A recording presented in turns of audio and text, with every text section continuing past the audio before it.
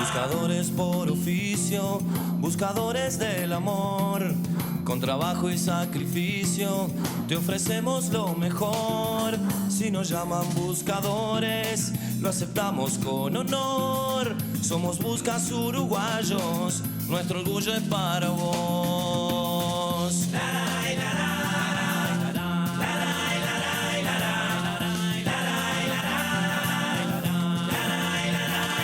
Buscadores de noticias, buscadores de ilusión.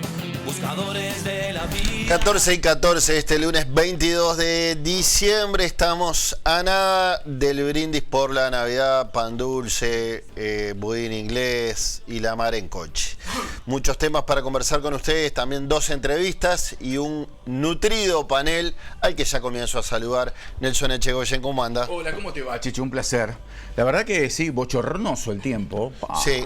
La verdad que... Con idas y vueltas, porque ahora, por ejemplo, no está soleado. No, pero hace un calor de locos y sí. Bueno, parece que va a llover, pero no llueve. Igual dicen que el 24 no va a estar lindo. Ojalá. O sea, que no llueve el 24. Puede llover hoy, puede llover mañana martes, pero no así el miércoles. No, lo importante es que si llueve, que limpie un poco todo este calor que hay y bueno, y podamos estar un poquito más fresquitos. Bien, estoy leyendo acá un titular: Gobierno suspende pagos al astillero español Cardama hasta la resolución judicial del caso.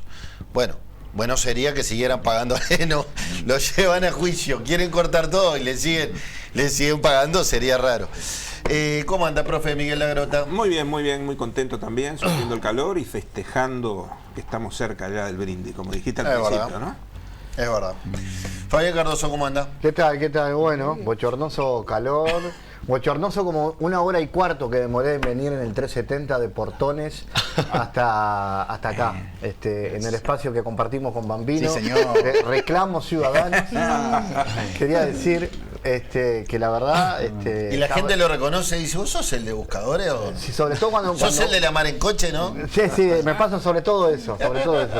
No, realmente el tránsito está intenso en Montevideo previo a la Navidad, y está un poco también complejo el respetar los horarios de transporte. He llegado en tiempo y forma, pero no fue fácil cruzar Montevideo en este 22 de diciembre. Para mí el último programa de Buscadores, para mí, porque ya, bueno, por una cuestión de agenda de trabajo, veraniegas. Claro, empiezo a atender todos los kioscos del verano y ya de paso... Que van a incluir un libro, además. Que van a incluir un libro, ahora voy a contar de eso. Libro disco. Pero lo primero es la temporada de verano. Ya estuve en el este fin de semana preparando la cobertura. Dice que va a explotar la temporada, ¿no? Tremendo. Qué bueno. Tremendo. Hay mucho movimiento y se adelantó. La temporada nuevamente se adelantaba empezando el 26 de diciembre. Sí. Y la temporada volvió a adelantarse, se sigue adelantando y empezó este fin de semana. Sí. Ya este sábado en Maldonado, mucho Tremendo. Movimiento. Luego vendrá Carnaval. Y vendrá el resto de las cosas. Y si tengo tiempo, ¿puedo contar el libro? ¿O está en el espacio de los libros? En un ratito. Bueno, ahí está, ya está. Ya está. Bueno, es eso. De eso le querías contar. Cantate una. Un nuevo hijo. Árbol hay, no hay hijo, hay libro nuevo. Que es Cantate una, un cancionero de murga uruguaya que voy a compartir con 3 queridos colegas y amigos murgueros: Jesús Fernández y Pablo Riquero. Pablo Riquero, director de Murgas Patos Cabreros. Jesús Fernández, durante años integrante de la Mojigata y de la Gran Muñeca, entre otros. Y de Maxi Sicart, además colega, profesor de historia, libretista de Los Muchachos, entre otros conjuntos de carnaval. Esto es un cancionero de murga uruguaya. Eso significa que vas a poder conocer las historias de las canciones, conocer el contexto histórico en el que fueron creados. Si sabes tocar la guitarra, porque vienen con los acordes, y cantar la letra. 2 o 3, por ejemplo, canciones. Bien de al lado, de Pitufo Lombardo, que es la presentación de la Gran Muñeca 96. Al sur del atardecer, que es la canción final de Cayó la Cabra. Y, por ejemplo, la retirada de los colores o la retirada de los barrios de la nueva milonga y de la Reina de la Teja. O sea, hay cosas que arrancan, que son de la década del 70, y canciones del año pasado. Bien. Buenísimo. Muy bien. A mitad de enero sale. Alberto Silva, ¿cómo anda? Pero muy bien, muchos temas en la mesa, bueno, en la rueda, pero... lo quiero picantear con eso. ¿Hay muchos temas? Hay algunos, muchos no, algunos, pero me quedo con el primero que tú dijiste. Estamos en lo previo a la Navidad, a la Nochebuena, y más allá de que uno sea creyente o no, que es otra historia, de hecho, la Navidad siempre nos pone a todos con una sensibilidad especial. Es verdad. Tal vez en el marco de esas situaciones que quiero compartir esta foto puntualmente, porque este fin de semana fui a la Feria Ideas Más. En el ingreso fui hace unos días. a la feria, me encuentro con este Ibirapitá, primer árbol indígena con vocación artiguista que plantamos en colectivo, y ese banco de madera que le construyeron alrededor, y ver toda esa gente allí en torno a aquel Ibirapitá que plantamos juntos, me emocionó mucho. Entonces quería simplemente compartirlo esta tarde con todas y con todos. El Ibirapitá no solo te da la bienvenida cuando ingresas a la Feria Ideas Más, sino que ahora te ofrece un lugarcito, un rinconcito para descansar, para encontrarte con la gente querida. Muy bien, retomo lo que tiré recién. Sí. Hay Pocos muchos temas. Da la pocos. impresión que está chaucha la agenda, ¿no? Poco. Sí, el fracaso del Mercosur, Total. de la firma, Sí, firma el no aplazamiento concretada, de la firma Mercosur-Unión Europea. que parece que es en enero, pero nadie se anima a decir que es en enero. El otro día hablábamos si esto, ¿qué le cambiaba a la gente? Y yo digo que creo que algunas cosas le puede cambiar porque la apertura de mercado, sobre todo para el sector productivo del Uruguay, puede ser una buena noticia. El hecho es que no hay acuerdo Mercosur-Unión Europea, son 25 años de negociación, Claro. todo el mundo esperaba que el 20 de diciembre, me acuerdo de la vicecanciller Valeria Kusaki decir que esperaba que su regalito de Navidad Sí. fuera eso, Claro. no fue. No va a ser. No va a llegó. ser. Y bueno, con Macron en contra, Francia en contra, y creo que Italia también, ¿no? Sí. Meloni por lo pronto pidió tiempo para convencer a los suyos. Sumo un Y elemento Macron en también. toda esta Ahí discusión. Macron está en contra mal, o sea, Sí, porque tiene radicalmente en todos los- contra. Fue Meloni la que me lo Sumo un mantenía elemento, si y me ahí permite. marchamos. claro. Yo otro día decía que bueno, la soberbia de los países enriquecidos que no quieren. ¿Por qué no quieren? Porque están protegiendo a sus productores. ¿Y por qué defienden a sus productores? Porque ellos se enriquecieron durante décadas robándonos al sur, a África, a Asia y acumularon riqueza. Y conté lo que yo sentí cuando fuimos por primera vez a Europa con la banda vejera de Mariando, que estábamos en Suiza, un lugar privilegiado, en la montaña, precioso lugar. Dice la guía, bueno, ahí está un productor, que se lleva, qué lindo. Y esa vaca es su producción. Un coche tenía en la casa, una casa a 2 aguas. Digo, ¿cómo una vaca? Sí, esa es su producción. ¿Y vive con una vaca? Sí, lo que pasa es que acá nadie quiere vivir, entonces el gobierno lo financia para que se quede. Yo comenté eso al aire. Cuando termina el programa, Fernando Vilar me cuenta que él tiene un pariente en Portugal que fue a visitar hace un tiempo y tiene 3 vacas. Bueno, Y las 3 vacas que tiene encima, él vio un camión que viene todos los días, le ordeñan a las 3 vacas y se van. Y ese familiar vive con esas 3 vacas. Pero claro, Portugal, ¿cuántos años tuvo colonia? Son las vacas ¿Cuánta sagradas. riqueza acumuló? ¿Se puede permitir eso de a un productor sostenerlo, ayudarlo, financiarlo de esa forma y no quiere competir? Aquí un productor tiene 80, 100 vacas y está galeando. Pero en Suiza con una vaca viven, con 3 vacas en Portugal, para entender un poco por qué esa necedad y por qué los productores salen con los tractores y con todo eso, porque claro, no quieren perder esos privilegios acumulados que tienen, que son realmente escandalosos. Y lo otro, el tema Cardama, que sí es una novedad de ahora, ¿no? De ver. estas horas.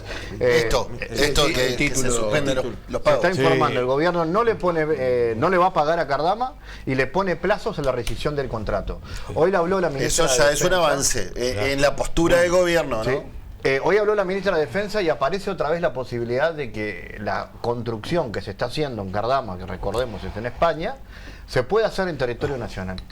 me Aparece acuerdo, esa posibilidad. me Y es acuerdo una del estafa todo esto, ojo, Si es cierto, sí, creo que sí. Esa foto que muestran la escalera, donde es la mitad de un pie, lo cual es una ridiculez en las naves. Y esa otra foto donde se ve que bambolea ya la chapa. Es una estafa, realmente. Bueno, no sé, yo de barco no sé. No, yo nada. tampoco, pero veo una foto que está la chapa ondulante, se me doy cuenta. Veo una foto que en la escalera calza la mitad del pie, me doy cuenta que está mal, que no es seguro eso. No tengo que ser experto en seguridad No, bueno, no ni sé, experto yo en no me animo a barco. opinar, yo no me Entonces, animo a si ahora aparece esto que colinda con una estafa, lo que le planteé a el exministro del gobierno, A Javier García. Javier García, si él estaba seguro, si él podría asegurar que no hubo ahí gente que 90 millones, bueno, vayan a saber qué. Recuerdo que me dio una larga explicación, si él podía asegurar que todos los que participaron no había allí un negociado. Siento que esto va para largo y es más grave de lo que se pensaba. Bien. Profe. De estos diálogos tan apasionados, hay dos temas que me llaman la atención. Primero, la declaración final que se hizo en el Mercosur, en el cual Uruguay y Brasil nos acompañaron, lo cual es interesante y hay polémica sobre ese tema. Y con Cardama, que según los documentos anteriores, dependía del tercer hito, que incluía la colocación de los motores, ¿no? Y eso se ha postergado por el propio reclamo del gobierno que Caterpillar no le entregó los motores. Por lo tanto, todavía subyace o sobrevuela, dijera aquel señor, el gran juicio que vamos a tener por este fenómeno Cardama, ¿no? Que, bueno, que es un tema que lo pagarán el gobierno que viene, ¿tá? Y mientras tanto sigue la fiesta acá. Y con el otro tema, desde 1828 para acá, a mí siempre me gustó estar lo más lejos posible de Brasil y su política, ¿no?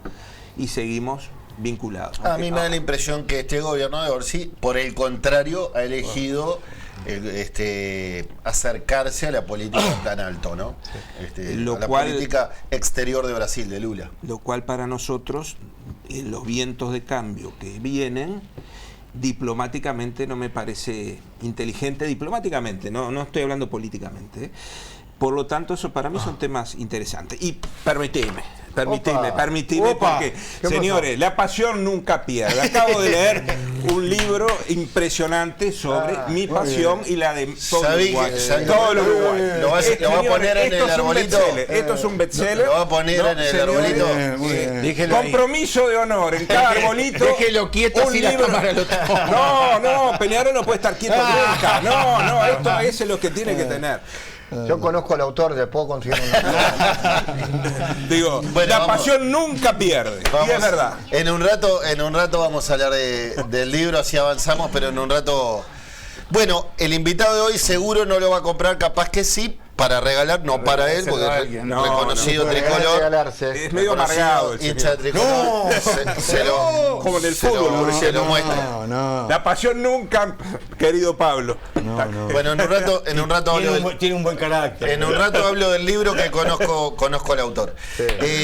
Vamos a dar las vías de comunicación. Saben que en Facebook somos Buscadores TV, también en X somos @Buscadores TV, el canal de YouTube es Buscadores TV y nuestro Instagram es buscadores.tv y tenemos un WhatsApp por el cual ustedes se pueden comunicar con nosotros. 092 11 60 00, 092 11 60 00 y el 2010, tradicional teléfono de Buscadores con la palabra busca delante de tu comentario. Muy bien, vamos a ver cómo está la cotización de la moneda. Arriba.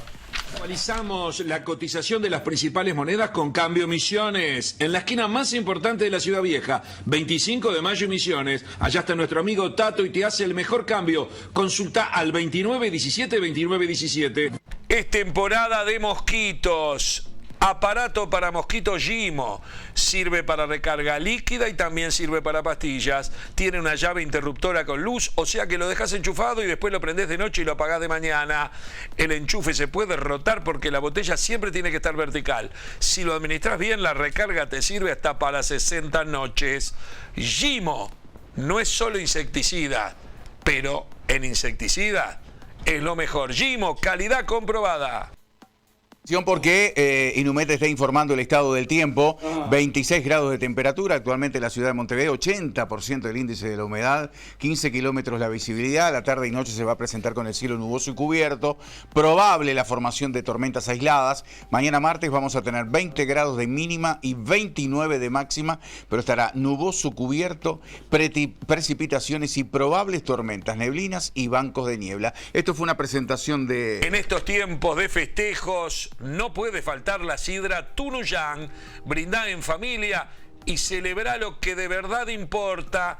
Sidra Tunuyán llega a tu mesa gracias a los amigos de Viburi Mendoza, los mismos que te acercan el inigualable vermut Don Osvaldo y tantas otras bebidas de calidad. Sidra Tunuyán, el sabor que no debe faltar nunca en tu mesa. Hacé tu pedido al 2204-1905, 2204-1905, Sidra Tunuyán. Atención a la promoción de Droguería Paysandú. Descubrí la nueva línea Power Clean, una amplia gama de productos de limpieza. Durante todo el mes de diciembre podés llevarlos con un 10% de descuento. En piscinas, jardín, línea, automóvil. Muy bien, y además ahora abrimos la sucursal número 45 de la ciudad de Paysandú. Visítanos en Rincón 1301, esquina Vizconde. De lunes a viernes estamos abiertos de 9 a 13 horas y de 16 a 20 y los sábados de 9 a 13 horas. Te esperamos, recuerdo, sucursal 45 en ciudad de Paysandú. drogueriapaysandú.com.uy. La misión de Lubrax es ofrecer tecnología y alto rendimiento a conductores e industrias de todo el país, impulsando la evolución del sector. Prepárate para una experiencia Lubrax aún más innovadora, conectada con el futuro. Es tiempo de Lubrax y todos los productos los encontrás en los principales distribuidores y puntos de venta de todo el país y en las más de 100 estaciones Action desplegadas a nivel nacional. Muy bien, vamos a ver. Diga. Confirma acá Fabián que esas fotos que hacía referencia las publicó la ministra de Defensa. Bien. Esas fotos de las fallas en esa construcción de las naves la publicó la ministra de Defensa. Bien, vamos a ver la encuesta que armó producción para el día de hoy y que dice así: en estos días de fiestas, ¿a cuál le das más importancia? Nochebuena, Navidad, fin de año, Año Nuevo, ¿a las dos o a ninguna de las dos? A las dos voto yo. A las dos. ¿Sabés la hinchada que va a tener a ninguna de las dos? ¿Sí? Conociendo nuestra y la costumbre, sí. ¿Cómo? Bueno, hay una parte El de absoluto optimismo uruguayo. Claro. al final vemos, pero ¿Vos decís que no? No, yo digo que mucha gente va a decir a ninguna de las dos. ¿Cómo? ¿A las dos que te apoya o no a ninguna? No, Pará, poneme de nuevo pará. la encuesta, Tami. A ver, Mirá. pará. Nochebuena, Navidad, fin de año, Año Nuevo, ¿a las dos o a ninguna de las dos? No, yo dije a las dos. Pero yo digo que hay una ¿Que le gana a ninguna de las dos? de los televidentes que va a votar a ninguna de las dos. Ah, yo creo que Bueno, igual en Navidad esta y a capaz las que no dos van a tanto. estar mirá, es más, me atrevo a decirte, va a estar primera a las 2 y segunda Navidad. En el país más Me atrevo laico- a decirte. En el país más laico del continente, el Año Nuevo, creo Se que celebra más que Nochebuena, ¿Sí? Navidad. Estoy de acuerdo. Bueno, estoy de acuerdo. vamos a ver. Eso ¿Qué es la tiene que ver con expectativa? Valle de Ordóñez, sí. Claro. Estoy de acuerdo. Vamos a pasar de vallismo y otras yerbas a hablar con el líder del partido independiente, Pablo Mieres. De algún modo, factotum de la reunión del pasado jueves, 18 de diciembre, que reunió a los líderes de la coalición republicana sin cabildo abierto en una intención de buscar una coordinación. ¿Cómo andas, Pablo? Muy bien, por ¿Todo suerte bien? bárbaro. ¿Cuál fue la Encantado. idea? Y bueno, la idea es avanzar en la consolidación de la coalición republicana. Yo creo que se necesita dar señales fuertes. No alcanza con señalar y explicar que al gobierno le está yendo mal y que nosotros no compartimos sus orientaciones y sus decisiones, sino que hay que demostrar que hay una alternativa. Y para que Pero la falta gente mucho, ¿no? Sí, por supuesto. Una alternativa en lo que hoy significa un rol de oposición y de una oposición que también reconozca que si hay cosas buenas hay que aceptarlas y valorarlas, Reconocerlas, sí. pero que también tiene opciones y propuestas diferentes en distintos temas y que además hay una articulación. Así como el Frente Amplio tiene su articulación desde muchos años, la coalición también. Y quizás demoramos un poco porque el tema de si Cabildo estaba o no estaba, de alguna manera era una incógnita que quedó muy despejada claramente. Eso hace rato, ¿no? Sí, a ver. El propio Manini lo dijo claramente, Lo la ha dicho. oposición no le vemos ningún sentido. Exactamente, lo ha dicho la gente de Cabildo y también su propia conducta está muy claro que está orientada en un sentido diferente. Entonces, bueno, los partidos que estamos de acuerdo en que hay que consolidar la coalición, que somos Partido Nacional, Partido Colorado y Partido Independiente, dimos un paso, el segundo paso. El primero había sido iniciar una coordinación parlamentaria. Ahora se establece esta mesa política que va a tener una periodicidad, bueno, vamos a ver, pero permanentemente estaremos No está definido cada cuánto se van a reunir. pero calculale que más o menos una vez al mes, una cosa así, o cuando las circunstancias lo ameriten, exactamente. Y después yo creo que hay un tercer paso que es el tema del acuerdo programático, es decir, hay un momento en el que los técnicos de los tres partidos tendrán que juntarse y por lo menos acordar en temas centrales, sin perjuicio de que cada partido va a tener sus énfasis, sus prioridades, etcétera. Y después está el tema del formato electoral, que yo creo que no es buena cosa discutirlo ahora, falta, como vos decías, falta mucho, y además hay que ver cuáles son las opciones, las alternativas. Está esta idea de Sanguinetti sobre la mesa, ¿no? De acortar los plazos, acortar todo el proceso electoral. Sí, eso siempre, cada vez que termina ese largo periodo electoral, todos decimos que hay que achicar el calendario. Y después se tira para adelante porque hay otras urgencias y al final nadie corta el proceso. Y vos sabés que las reglas de juego, cuanto más lejos de una elección, más probabilidad hay de que se aprueben. A medida que se va acercando la siguiente elección, las probabilidades de resolver el tema se diluyen porque todos estamos calculando cómo viene la mano para la próxima. Entonces, yo creo que el calendario electoral es muy extenso, que habría que buscar la manera de reducirlo, de acortarlo, de llevarlo a un año calendario, no un año y medio.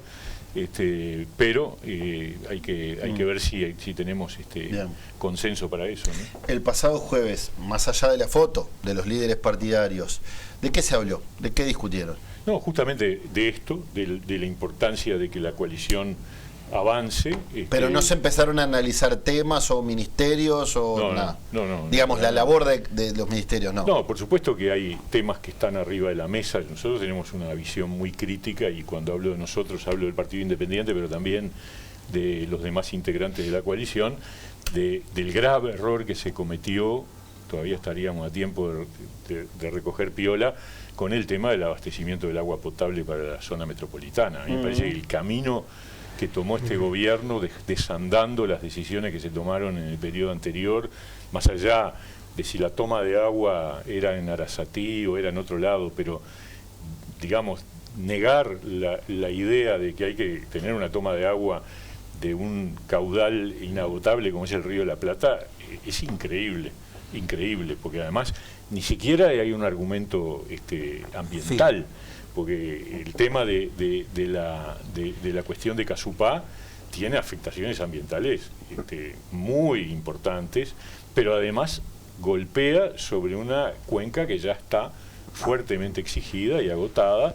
Por lo tanto, uno va a tener que cruzar los dedos y decir, bueno, si esto sigue avanzando, que no haya sequía, porque si no va a ser muy grave, ¿no? Eso es simplemente decir, no estamos de acuerdo con lo que se hizo antes y así no camina un país. El tema que tiramos acá sobre la mesa recién, el caso Cardama, que ahora tiene alguna novedad y el gobierno ya suspendió los pagos y puso una fecha para la rescisión del contrato. A ver, ¿qué visión tenés de cómo se ha manejado el gobierno? Desde esa muy mal turista conferencia de prensa, digamos, muy contundente, y después da la impresión que... No digo que reculó, pero... Claro, pero, a ver, dijeron, el anuncio con el presidente en el medio y el secretario de la presidencia y el prosecretario de la presidencia fue rescisión del contrato. Y sin la ministra de Defensa. Fue una cosa realmente, a mí me sorprendió mucho, porque me pareció que al revés, que dejaba al Uruguay en una situación muy complicada para adelante. Y creo que va a quedar en una situación complicada para adelante si sigue avanzando con los últimos datos de estas horas, de que en definitiva no se va a pagar el siguiente pago, la siguiente entrega a Cardama. Y Cardama va acumulando evidencias para después presentarse a tribunales internacionales y cobrarle millones y millones de dólares al Uruguay. Y la culpa es de esto, porque, yo no estoy defendiendo a Cardama, no sé. Yo no conozco los detalles del contrato, etcétera, etcétera. Lo que sí entiendo, y esto es derecho civil básico, es que si vos crees que el otro está incumpliendo, lo primero que tenés que hacer es intimar el cumplimiento. Y no gritar que vas a rescindir el contrato. Es una barbaridad jurídica que le permitió a Cardama decir, ¿y esto? ¿Cómo es esto? Y ya empieza perdiendo 2-0. Claro, hay un contrato firmado y yo estoy cumpliendo. Igual el gobierno dice no se estaban cumpliendo los tiempos, ¿no? Pero, además de la garantía trucha. Pero si vos tenés un contrato con alguien y sentís que el otro no está cumpliendo, lo primero que haces es intimar el cumplimiento. No podés rescindir el contrato, porque el otro te va a decir, no, yo estaba cumpliendo. Y es lo que ha hecho Cardama. Entonces, yo no sé si Cardama estaba cumpliendo en tiempo y forma, probablemente tenía atrasos, pero tampoco estoy seguro de que es cierto que la garantía probablemente no es un parece problema, ser muy pero seria la garantía de Eurocommerce. Seguramente no, pero también es cierto que la garantía es un componente accesorio del contrato. Entonces, la garantía funciona si el principal no se cumple. Si el principal se está cumpliendo, la garantía está esperando a ver qué pasa. Es una posibilidad ante el incumplimiento. Pero repito, se apuraron a señalar que había que rescindir el contrato, ahora están presos de eso y entonces van a rescindir, tratan de encontrarle la vuelta para rescindir el contrato. Cardama se sienta y espera clincaja, y de hecho deja de avanzar en la obra porque también ahora sí tiene un buen argumento. Dice, me quieren rescindir el contrato, yo no puedo seguir metiendo plata en esto. Entonces el incumplimiento lo genera el propio gobierno y eso va a estar en los tribunales acá. ¿Te parece que fue un error no forzado del gobierno? Absolutamente. Además, a mí me llamó la atención porque fue el mismo día, casi que como una réplica a una conferencia de prensa que habíamos hecho los partidos de oposición sobre el caso Danza. 2 horas después llama el gobierno, se sienta el presidente de la República y tira el bombazo. Entonces yo dije, esto es para tratar de tapar lo otro. Y, respecto al caso de Danza, se hicieron 2 goles en contra. Respecto al caso de Danza, hubo 2 interpelaciones a propósito de ese tema, ¿no? La segunda derivada respecto al rol de la JUTEP, pero venía a colación del caso Danza. ¿No fue como mucho 2 interpelaciones? Puede ser. La gente se cansa de estas cosas, es verdad, pero también es evidente que tanto la situación de Danza era, yo sigo pensando que era insostenible y que lo han sostenido a un costo que para el gobierno puede ser alto, y lo de la JUTEP merece una discusión mucho más de fondo porque estamos deteriorando un instrumento que yo creo que es importante. La Junta de Transparencia y Ética Pública es un factor relevante para las garantías justamente de la transparencia y la ética, pero claro, si se partidiza como lamentablemente se ha partidizado, porque esta decisión que tomó la JUTEP por mayoría, contraviniendo la opinión jurídica de la propia JUTEP, y sin argumentos ninguno, y además, bueno, si escuchan las declaraciones de la presidenta de la JUTEP hace 24 horas, la verdad que yo vi una entrevista en Desayunos Informales que me parece que no dio mayores explicaciones, nada, que aclarara ningún tema sobre su no presencia en la interpelación. Yo creo que hay que ir hacia una modificación de las reglas, las normas para la integración de la JUTEP. A mí no me parece bueno que la JUTEP que tenga integración política. Claro. Siempre tiene algún perfil político, pero yo me acuerdo que cuando arrancó la JUTEP, había gente que tenía cierta vinculación con los partidos, pero que eran tipos con una trayectoria muy larga y muy por encima de las disputas partidarias. Y esto no ocurrió ya en el periodo pasado, no ocurrió y vuelve a no ocurrir en este periodo y se convierte en parte de, digamos, la distribución de lugares entre los partidos. Yo creo que los partidos lejos de prestigiar a la JUTEP, le baja el precio. Exactamente. Bien, compañeros. Pablo, ¿cómo estás observando la gestión del Ministerio de Trabajo, ¿no? que justamente, bueno, es tu experiencia anterior en la coalición? Hay algunas cuestiones en la agenda que ha colocado el ministro Castillo que han generado algunos ruidos. Sí. Por ejemplo, este tema vinculado a que las empresas deberían avisar con anticipación en caso de tomar medidas vinculadas al despido de trabajadores. La gestión arrancó con algunas situaciones complejas, ¿no? De cierre de empresas, que motivó negociaciones complejas también. Sí. ¿Cómo lo has observado? Yo veo que hay un gran problema en la capacidad del Ministerio de resolver los conflictos. O sea, se le van acumulando y se convierte en una situación cada vez más difícil de manejar y de resolver. Simplemente un dato que me tomé el trabajo de calcularlo: el puerto de Montevideo, que es clave para la economía del país, muy preocupante, lleva en este periodo, en estos 9 meses de gobierno, más días de paro, de cierre del funcionamiento del puerto que en los 5 años anteriores cuando nosotros gobernábamos. En 5 años tuvimos menos días de paro en el puerto que en los 9 meses de este gobierno. Y no me pueden decir, porque algunos dicen, no, porque esto fue por el contrato con Catón Natí. El contrato con Catón Natí se firmó en febrero del 21. O sea que si hubiera sido motivo, nos habría generado graves problemas de funcionamiento a nosotros.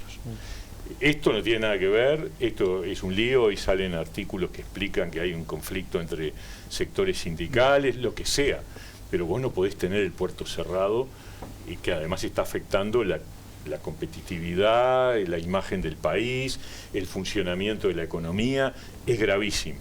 Y si a eso le agregás un grupo de conflictos agregados que tampoco se resuelven, pues es un año, y yo creo que tiene una explicación esto, ¿no? El Ministerio de Trabajo tiene un rol de mediación, y para eso es fundamental que las partes vean a un Ministerio de Trabajo ecuánime, con equilibrio. ¿Y qué es lo que ocurre? Lo que ocurre es que este equipo del Ministerio de Trabajo, más allá de que sean buenos o malos de otra discusión, todos son ex sindicalistas, todos, salvo uno que es el subsecretario, Hugo Barreto, pero que es abogado de sindicatos. Entonces todos están sesgados para un lado. ¿Qué genera esto? Yo creo que genera en el movimiento sindical la idea, bueno, viejo, en nuestro tenés momento. que, entonces levanta las demandas. O sea, el movimiento sindical reclama más porque dice, nos tienen que dar pelota. Y los empleadores, al revés, dicen, estos tipos estamos... Claro, entonces hacer acuerdos cuando vos no estás parado en el medio es un problema. Yo creo que va por ahí la explicación. Me preocupa porque el Uruguay la conflictividad le afecta. Yo me acuerdo que uno de los grandes logros que tuvimos fue haber logrado que UPM 2 terminara en tiempo y forma y se inaugurara sin retraso, porque en los periodos anteriores, con la demora que tuvo Montes del Plata, que fue un año más, las posibilidades de captación de inversiones habían caído, habían entrado en una situación de incertidumbre. Incluso UPM, su segunda planta, dudaba mucho por el problema sindical. Nosotros logramos que esa situación no impactara y recuperar esa credibilidad. Pero la credibilidad se pierde rápido. Y Uruguay hoy no está mostrando esa capacidad de resolver los problemas y los conflictos que requiere para ser más competitivo. Y lo de Castillo sobre los despidos fundados es contradictorio. Si vos querés mejorar la competitividad, estas normas lo que hacen es al revés, es afectar la competitividad. O sea, la señal que le estás dando al mundo, mirá que si vos invertís en Uruguay, cada vez que quieras despedir a alguno, tenés que avisar. Y la verdad, y al gobierno, además, decía Castillo, que es una cosa, porque avisar a la parte, por supuesto, eso está en la norma actual, no hay ninguna duda al respecto, pero el tema es, le tenés que avisar al gobierno, para que el gobierno que haga, te tranque decisiones, no sé. Me parece un error que va en contradicción con lo que el Uruguay necesita, que es mejorar la competitividad. A mí me interesa el tema de los consejos de salarios, sí, porque da la sensación, uno está afuera, ¿no?, que a nivel de negociaciones se ha llegado a muchos acuerdos, ¿no? Pero eso no condice con la conflictividad. O sea, o cambió el perfil de discusión que no está dentro de los consejos de salarios. Yo creo que, a ver, si tú mirás la cantidad de mesas que han cerrado, viene más demorado que otras veces, ¿no? Es verdad que este año coinciden el tema del presupuesto nacional, que en general es fuente de conflicto específico. Natural, sí. Más allá de que eso ya se despejó porque fue aprobado, ya está, pero siempre genera conflictividad extra. Entonces se coincide el presupuesto con la ronda del Consejo de Salario. Pero la impresión que yo tengo es que viene más demorado, porque cantidad de mesas no es calidad de mesas. Es decir, a veces vos podés haber cerrado muchas mesas, pero que abarca a pocos trabajadores, porque son mesas más chicas, etcétera. Pero me parece que ahí tenemos un problema. Es parte de lo de hace un rato, es decir, de ese desequilibrio en la imagen que da el equipo del Ministerio de Trabajo, que cuando se sientan a negociar, yo me acuerdo cuando nosotros arrancamos, había quienes decían, bueno, acá cuando veníamos arrancábamos perdiendo 2-0. Y eso no está bueno. En una entrevista que le hizo el colega Gabriel Pereira, extensa al presidente de la República, el presidente menciona que la ley tiene cosas aberrantes.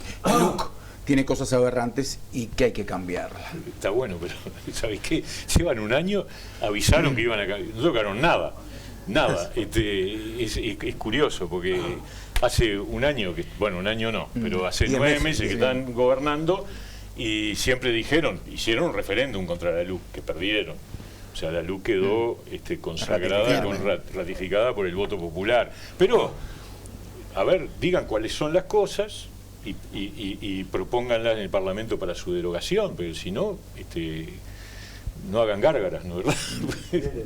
Yo hace muchos años que vengo sosteniendo aquí en Buscadores que Uruguay, en lo que tiene que ver con el resto de América, mantiene un alto grado de apoyo de la ciudadanía a la clase política, por llamarlo de alguna forma, que ha ido bajando en la participación, pero que sigue siendo alto todavía. Pero que siento que algunas situaciones que pasan en el Parlamento lo terminan saboteando, por ejemplo, las largas interpelaciones. Hace unos cuantos años, yo recuerdo que hubo una gran polémica en torno a los funcionarios del Palacio Legislativo por lo que ganaban, por una guardería que había allí. Y yo recuerdo que le preguntaba a todos los legisladores qué le parecía, a mí me parecía que era excesivo, porque no es lo que cobran todos los trabajadores en general. Y recuerdo que usted fue el único que dijo, no, está bien. Y está bien, es un punto de vista. Seguramente usted sigue pensando que está bien. Yo sigo pensando que me parece que es un poco excesivo comparado con otros trabajadores. Pero ¿a dónde voy? Toda esta situación circense en torno a las tablitas estas que se regalaron, me ha parecido patética y siento que pululan y apoyan a esos pequeños grupos que aquí, allá, más allá y acullá están apareciendo antisistema. Por un lado siento que fue un profundo error esas tablitas que se regalaron, profundo error. Pero por otro lado me entero que hace 10 años que el diario El País sacó una crónica que se regalaban termos, se regalaban vinos, se regalaban materas. Entonces me pregunto, ¿no habrá que cortar, por ejemplo? Sí, son monedas, pero no es una señal y el circo que se está armando para entregarla, un error la entrega y un error el circo. ¿No habrá que terminar con eso? No digo bajar el sueldo a nadie, pero ya que tiene un terrible sueldo, ¿qué le van a dar una tablita? Es una ofensa para el resto, es para alentar a la gente que está contra el sistema, que digan, vieron, estos son todos iguales. No, ¿por qué no lo cambiamos? Yo estoy de acuerdo en eliminar esas cosas que son gastos. Sí. Que se gastó igual, el porcentaje fue igual a los últimos... No, más bien. No, lo quiero recordar simplemente. Pero el monto, me dicen, es igual a los últimos 10 años. ¿Para qué gastamos ese dinero? Porque no es el dinero, que es poco, es la señal. Exactamente. ¿Coincidimos? Sí, me alegro. Totalmente. Me alegro. Esta vez coincidimos, ¿vio? Sí, viste. Qué bueno. Yo creo que hay que cuidarnos. Claro. Es verdad lo que tú decís, yo creo que tenemos un sistema de partidos fuerte.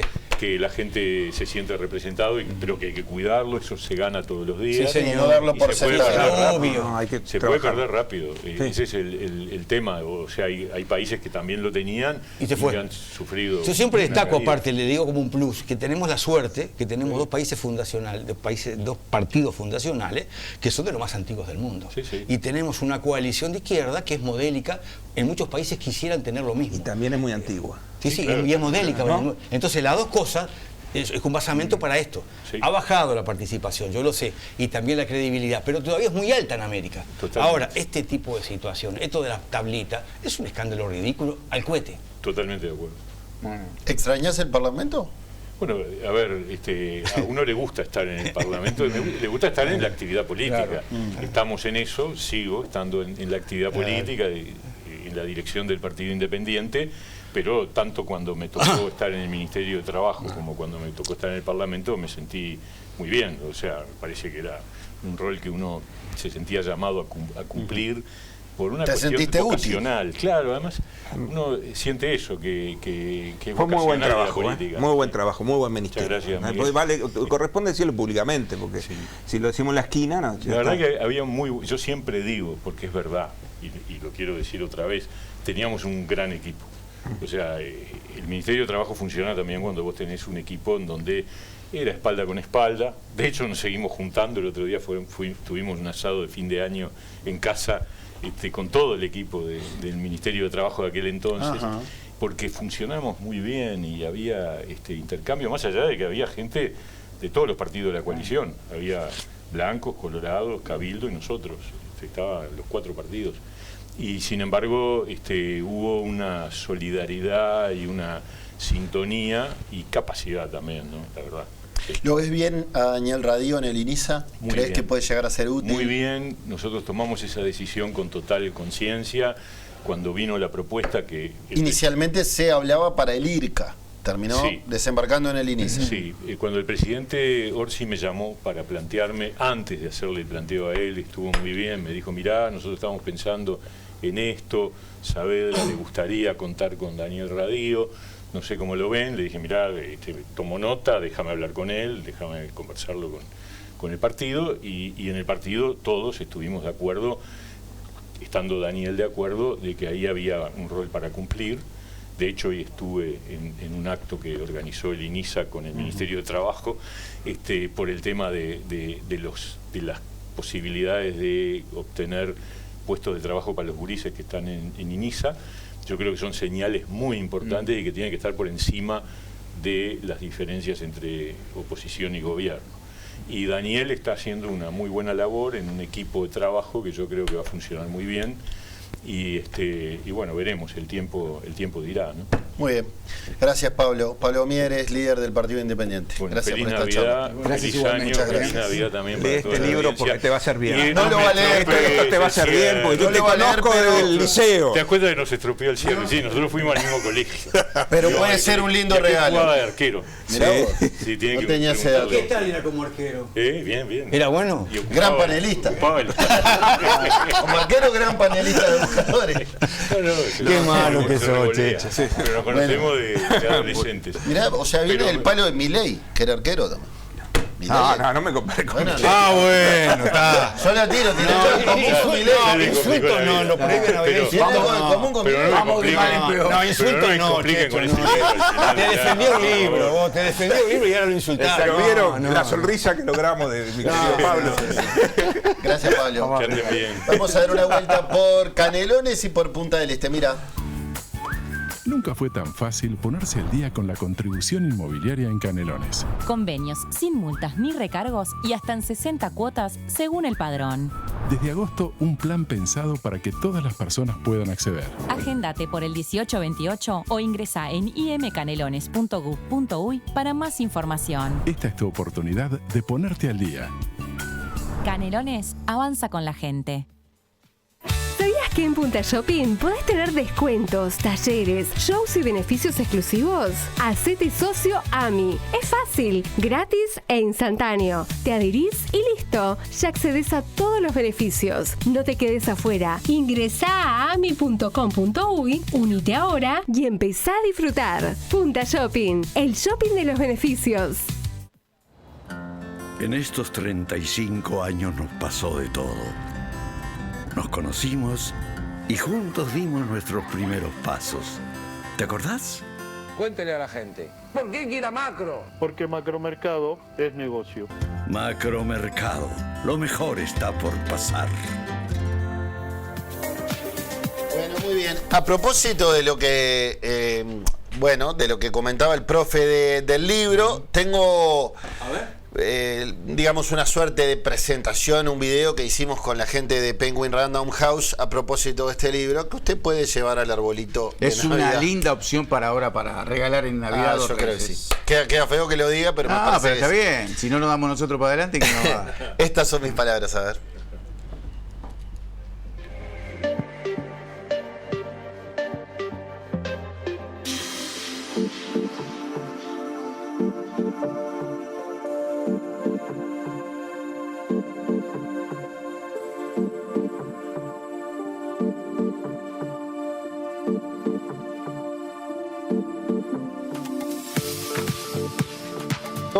No es un libro de fútbol, es un libro de sentimiento, es un libro que refleja el ADN carbonero, una forma muy particular que nosotros, los uruguayos hinchas de Peñarol y manchas por el mundo, sentimos a los colores. Hay gente de izquierda, de derecha, de los partidos tradicionales o de algunos más nuevos. Hay gente de todas las clases sociales. Hay niños, hay viejos, hay ancianos, hay enfermos y hay sanos. Todos tienen algo en común. Todos sienten los colores amarillo y negro de una forma muy especial. Y de eso sí se trata el libro, de retratar los distintos perfiles de hinchas carboneros que hay por el mundo. Por eso, ahora en verano, los invito a los manchas y a los que no lo son A lo Peñarol 2 no es un libro de fútbol, es un libro de sentimiento, es un libro que refleja... ¿Les quedó claro? ¿Tienen dudas? Es ahora. No, a ver, ¿qué tipo de historias aparecen ahí? Porque yo todavía apenas lo estoy viendo. Para empezar, no es un libro de fútbol posta. Sí. Quiero decir, no comento partidos, no analizo jugadores. Nada. Historias de vida. Es un libro de historias de vida. Es la continuación de A lo Peñarol que publiqué en 2011. Ese libro tenía, por ejemplo, la historia de vida del doctor Sanguinetti, una entrevista larguísima con el ñato Fernández Huidobro, y ahí estamos hablando de dos extremos, digamos. Del otro extremo político. Y cómo, recuerdo, Fernández Huidobro me contó, tomando un whisky en un bar, cómo vivió él.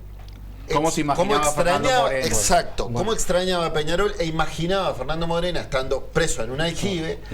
Y le llegaban los diarios de Mundo Color hasta que... Y él, ¿qué hacía? Dibujaba jugadores y los pintaba en la celda y los cambiaba por tabaco, por yerba a los militares que lo cuidaban, ¿no? Entonces, digamos, cambiaba dibujo a cambio de tabaco o de yerba.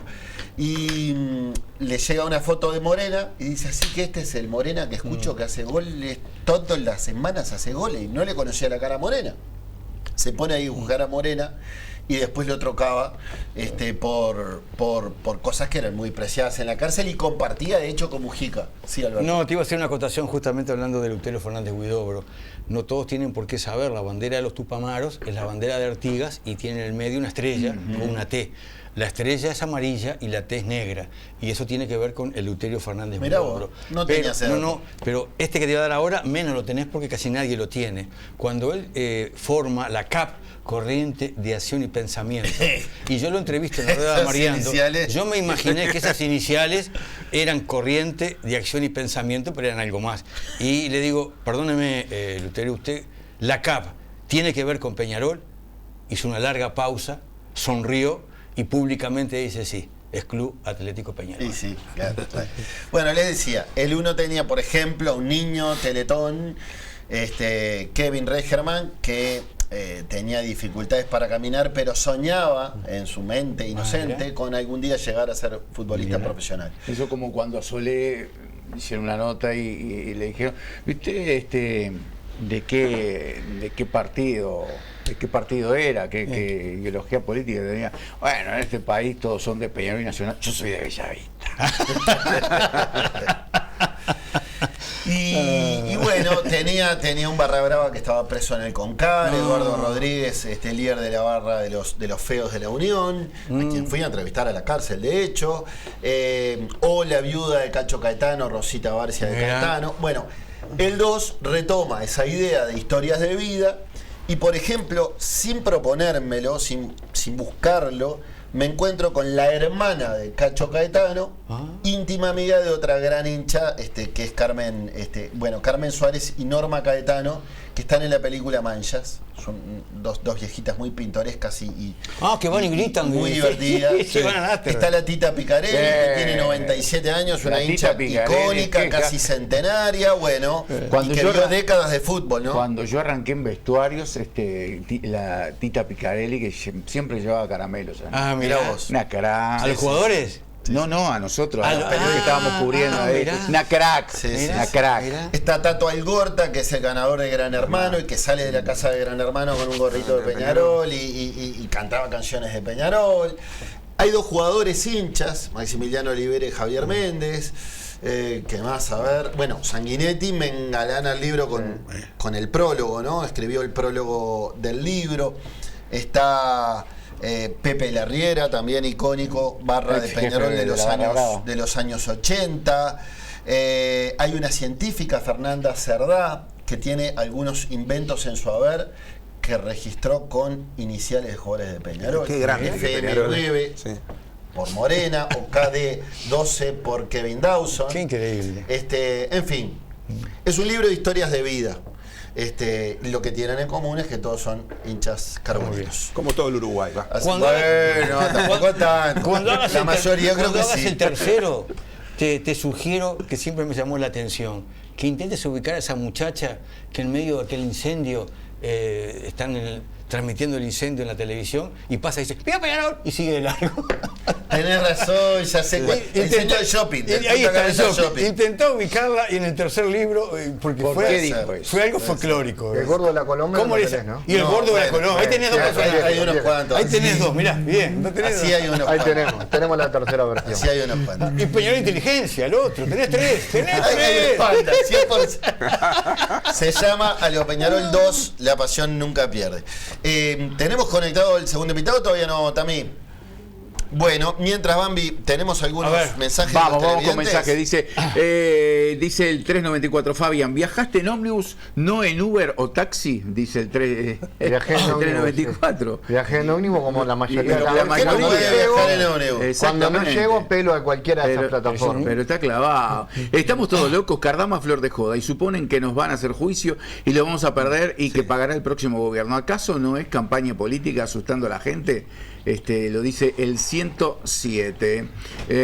Después, y ya con vamos con Tomás. Todos tienen que ganar menos. Es una vergüenza. Los de a pie corriendo para sobrevivir y ni se acuerdan de la gente. Después se preguntan por qué pierden. Vergüenza. Soy Alberto de Paysandú. Saludos. Nos escribe desde el 028. Bien. ¿Con Tomás o con el entrevistado? Ah, bien. No, me mareó Bambi con Tomás. Sí. Vamos a Leonardo Borges. Lo recibimos vía Zoom.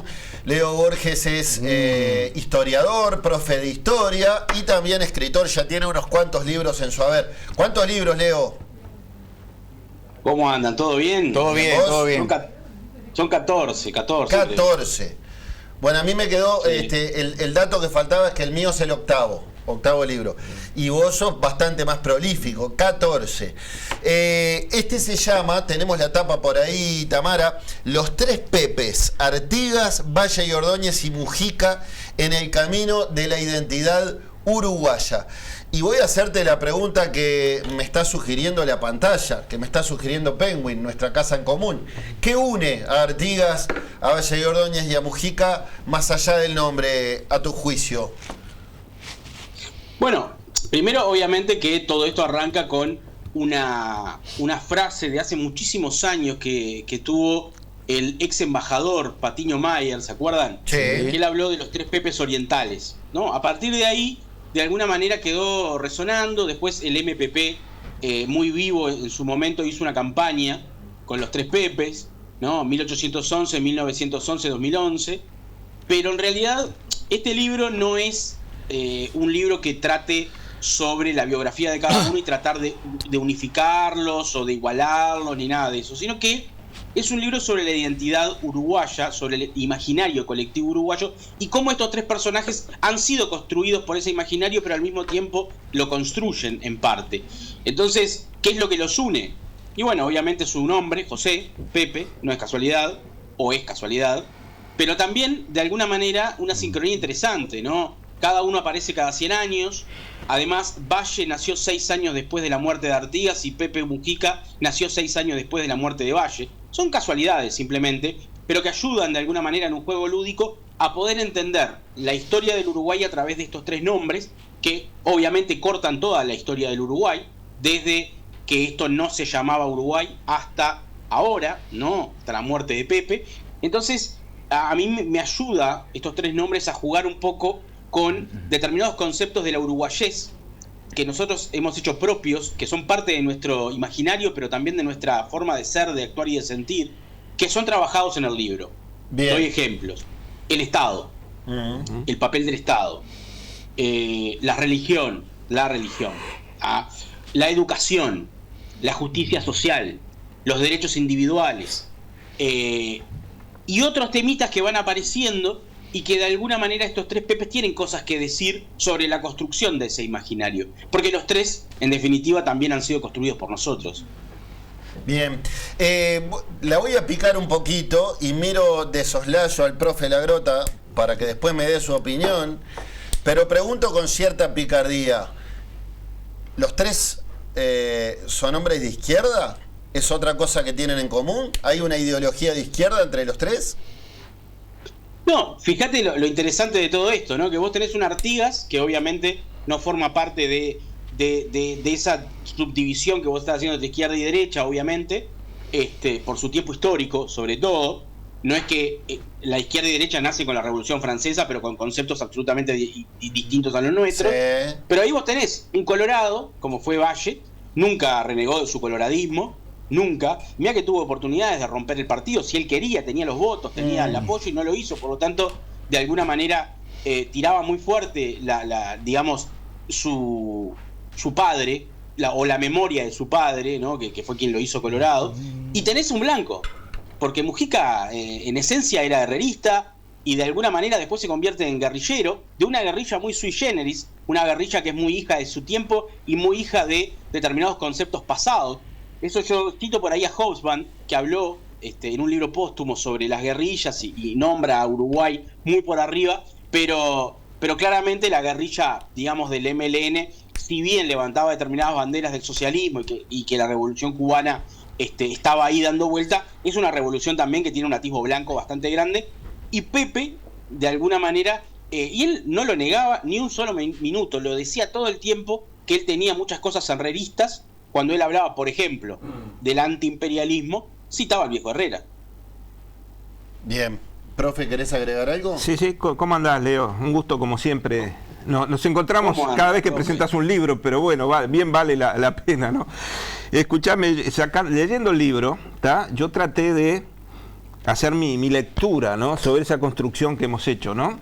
Entonces se me venía como cachetazo, ¿no? Pibel Devoto, se me venía la historiografía, ¿no? Bauzá, y hasta qué punto nosotros hemos sacado la cabeza por encima de esas dos posturas y tomado algunas posiciones, ¿no? Por ejemplo, el artiguismo posible, o el artiguismo que planteó Artigas, lógicamente, y la realidad posterior, ¿no? O la multiintegración social del vallismo con la postura posteriormente, a mi entender, lógicamente, ¿no?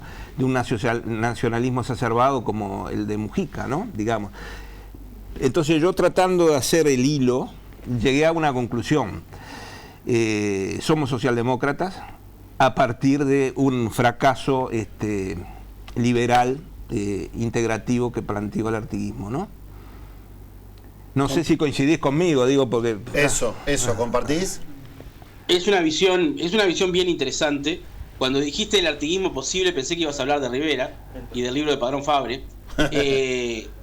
Dije, arrancamos por ese lado, pero no, el tema con respecto al artiguismo es que obviamente nosotros estamos absolutamente involucrados en el artiguismo desde un punto de vista mitológico, mítico, muy fuerte, ¿no? Con todas las capas y capas y capas que han habido de interpretaciones que nos han ido de alguna manera alejando del Artigas, entre comillas, real, si es que podemos llamarlo de esa manera. Y el Artigas que nosotros tenemos es obviamente producto de una necesidad presente de fines del siglo XIX y principios del siglo XX. Pero claramente, cuando hablamos de Valle o del vallismo, si bien yo no creo que sea constructor de su tiempo, como lo plantean algunos autores, particularmente Banger, yo creo que obviamente esa patota del 900 generó determinados cambios en el Uruguay. Digo, obviamente liderada por Valle, no vamos a negarlo, pero también el Partido Nacional tenía unas figuras bien importantes desde muchos puntos de vista. Generaron, obviamente, una concepción del Estado, una concepción de lo que era obviamente el Estado paternalista, que trascendió al liberalismo. ¿Qué quiero decir? Vamos a llevarlo al presente. En Uruguay parecería que es imposible que apareciera un Milei, por ejemplo, ¿no? ¿Por qué? Y porque hay una cuestión de que el Estado, hasta el más liberal, lo respeta en Uruguay, porque la historia así lo manda, ¿tá? Y por eso, en los años 90, cuando a Lacalle Padre se le ocurrió, obviamente, seguir adelante determinadas reformas tildadas de neoliberales, pero hablemos de reformas estructurales del Estado, Sanguinetti y el Foro Vallista estuvieron con el Frente Amplio y con el PIT-CNT, levantando aquella bandera o aquella supuesta bandera del Estado vallista. Entonces, de alguna manera en Uruguay se ha generado una especie de religión pagana alrededor del Estado y del papel del Estado, etcétera, etcétera, que hace que, obviamente, no podamos tener esos partidos liberales a ultranza, ¿no? que hay en otros países de América Latina y particularmente, bueno, en Argentina ahora con el tema de los libertarios. En Uruguay no dejan de ser 4 muchachos graciosos que salen en televisión. Lamento decir que también Milei era un muchacho gracioso, pero en otro contexto, ¿no? Con otra Argentina. Pero sí, me parece que es interesante esa visión del fin del liberalismo visto desde esa perspectiva. ¿Cuál de los tres ha influido más en la uruguayés? Ese concepto del que vos decías. ¿Ha teñido más la identidad nacional? Bueno, claramente Artigas es una construcción. Y como construcción se ha hecho a imagen y semejanza de lo que se necesitaba. Después, a lo largo del tiempo, los historiadores han ido de alguna manera encontrando otras aristas del artiguismo, un artiguismo más social, etcétera, etcétera, pero más o menos siempre alimentando a un Artigas medio romántico, ¿no? Como líder absoluto, el que levanta el centro, patea el penal y ataja el penal, ¿no? Creo que Artigas, obviamente, para la uruguayés tiene determinadas características que nosotros creemos nacidas del artiguismo. Pensemos en, obviamente, todos los partidos políticos que en mayor o menor medida levantan esa bandera del artiguismo, ¿no? Pensemos en los últimos, el Frente Amplio, el 71, a partir del 71, y Cabildo Abierto no hace muchos años, ¿no? Que son distintos partidos con distintas ideas, pero que levantan la bandera del artiguismo. Por lo tanto, el artiguismo se ha convertido en algo multiuso, todo el mundo lo usa, Artigas es de teflón, todo le resbala. Entonces podemos decir que desde los tupamaros pueden levantar la bandera artiguista como lo hicieron, pero también los militares golpistas. Entonces, de alguna manera podemos decir que somos republicanos por Artigas. Eso no es verdad. Podemos decir que somos demócratas por Artigas. Eso no es verdad. Y podemos seguir diciendo cosas así. ¿Por qué? Porque vamos a encontrar un documento del artiguismo. Lo que pasa es que el artiguismo después de 1820 desapareció. Y los albañiles y arquitectos del Uruguay no fueron los artiguistas, fueron los anti-artiguistas, ¿no? Como le decía el viejo Maggi, esa patota de bachilleres, secesionistas. Esos van a ser, nos guste o no, van a ser los constructores. Por lo tanto, uno podría decir que Artigas le dejó muchísimo al Uruguay. Y yo te puedo decir que no sé hasta qué punto. Y por otro lado, Valle, sin dudas, ¿no? Marca un antes y un después, pero el Uruguay hay que analizarlo globalmente, ¿no?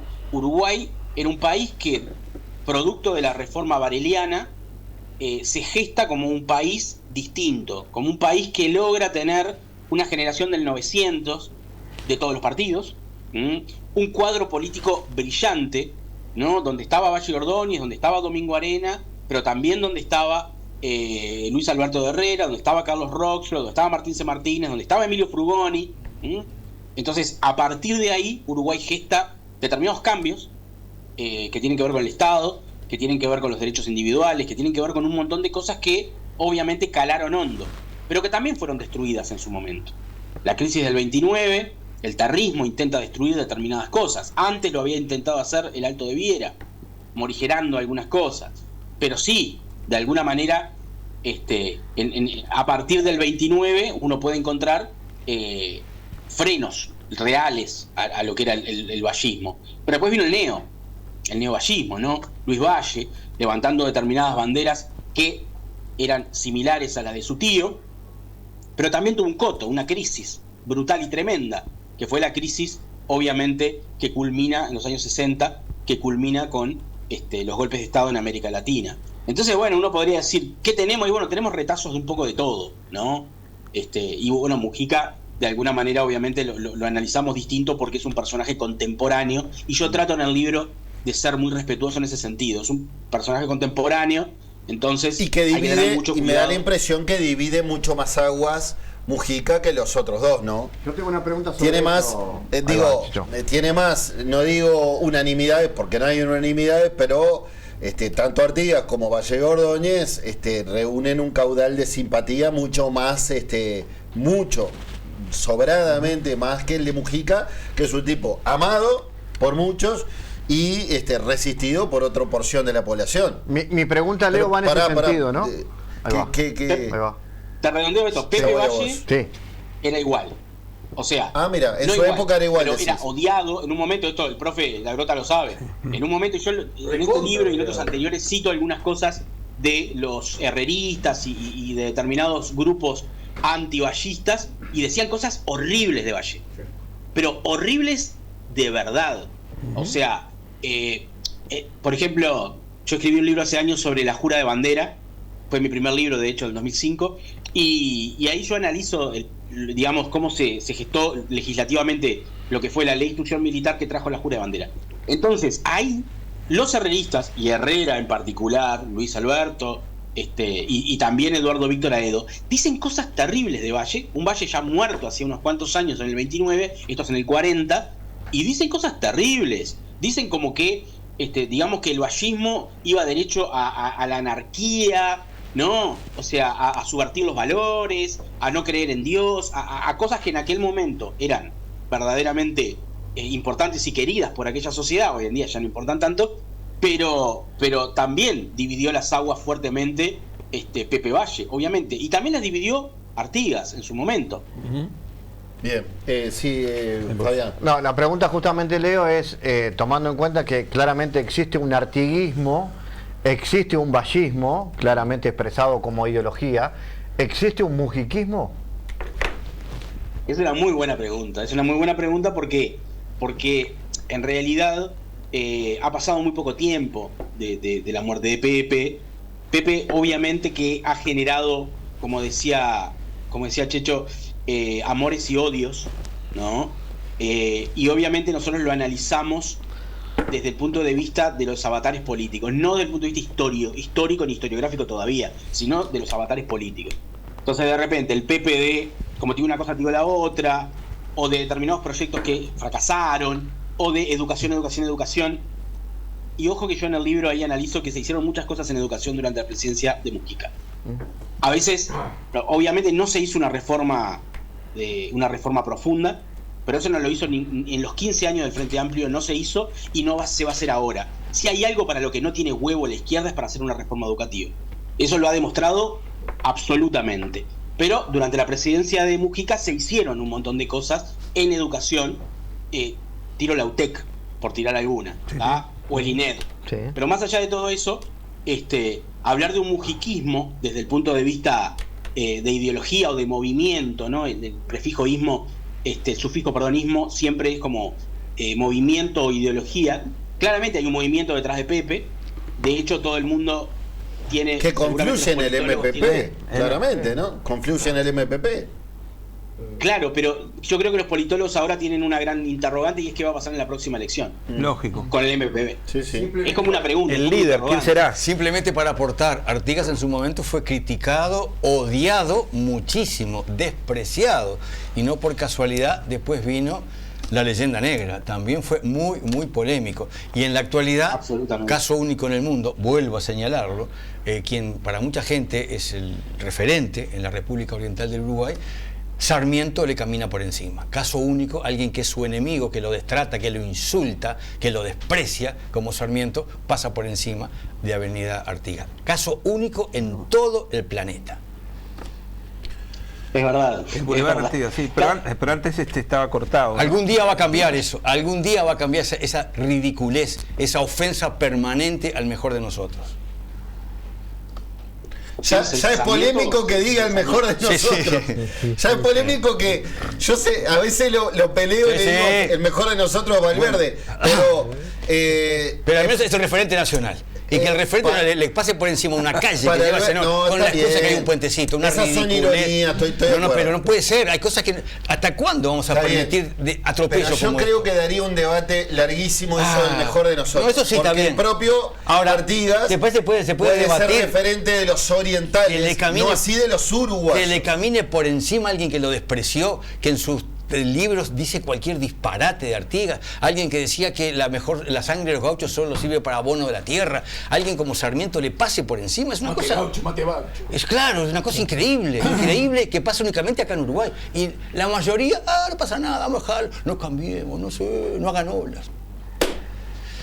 Leo la del estribo, que sé que es larga, ¿no? Sí. ¿No te parece que los últimos 30 años o 35 de la Academia de Investigación Histórica, al poner tanto énfasis sobre la historia del pasado reciente, nos quedamos sin la construcción de una historiografía más o menos objetiva de todo esto que estamos hablando, justamente, ¿no? Digo, es una perspectiva que a mí me interesa mucho. A mí también, ¿eh? No sé si es culpa digamos, del peso llevarlo hacia el pasado reciente, pero es verdad que nosotros hemos perdido la capacidad de cuestionar nuestro pasado. Estoy hablando particularmente de cuestionar de alguna manera todo lo que fue el surgimiento del Uruguay, porque ¿qué pasa? Inclusive en secundaria, yo estoy alejado un poco de los salones de clase hace unos cuantos años, pero en secundaria casi que había desaparecido la Guerra Grande, por ejemplo, ¿no? Que para mí es uno de los episodios más importantes de la historia del Uruguay. Sí. ¿Por qué digo esto?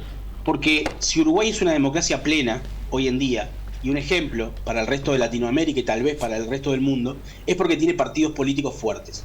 Y si tiene partidos políticos fuertes, es porque tuvo la dupla de partidos más vieja de la historia, blancos y colorados. Y eso tiene un origen. Y si nosotros no entendemos el origen de eso, no vamos a entender por qué tenemos una democracia plena. Entonces, durante mucho tiempo, yo recuerdo que en los salones, en los programas de secundaria, vos terminabas con Artigas en segundo, sí, y después arrancabas con militarismo. Lógico. Y se perdía una parte importante de lo que era la esencia del nacimiento del Uruguay como tal y de los partidos políticos que son fundamentales. Yo no concibo no dar los partidos políticos y no dar la Guerra Grande y no dar la política de fusión y no dar todo lo que se dio en el siglo XIX para que los orientales aprendiéramos a convivir, que es un poco el resultado en el siglo XX. Viste los programas actuales, ¿no? Todavía tenemos más complicación para introducir esos temas en algún momento. Pero bueno, claro, nos corresponde a nosotros escribirlo de repente. Muy bien, gracias Leo. Ya están en librerías entonces los tres Pepes, a propósito de, bueno, cuánto tienen en común Artigas, Valle y Ordóñez y Mujica en la construcción de la identidad nacional. Gracias por esta charla, Leo. Muchísimas gracias. A las órdenes. A las órdenes. ¿Con qué vamos? Tenemos algunos consejos comerciales. Mira. Vivir sin lentes es posible, ya no tenés que irte a Buenos Aires para operarte. Te esperamos en Círculo Láser. Consulta informativa sin costo por miopía, hipermetropía y astigmatismo. Sin bisturí, 100% láser. No aceptes imitaciones. Descuentos especiales para socios del Círculo Católico, instituciones con convenio. Además, 24 y 36 cuotas sin recargo con BBVA. Llama al teléfono que tenés en pantalla o date una vuelta por Minas y Soriano.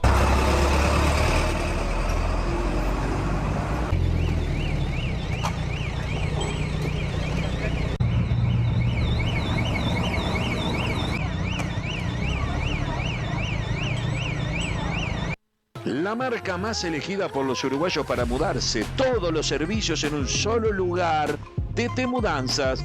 Mudanzas, elevaciones, servicios para el hogar, armado, desarmado de muebles, desinstalación e instalación de artefactos y aires acondicionados.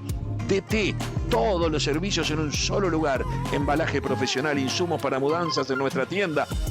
Metete en dt.com.uy o seguinos en Instagram, dt_mudanzas. DT Mudanza, Beto te soluciona todo.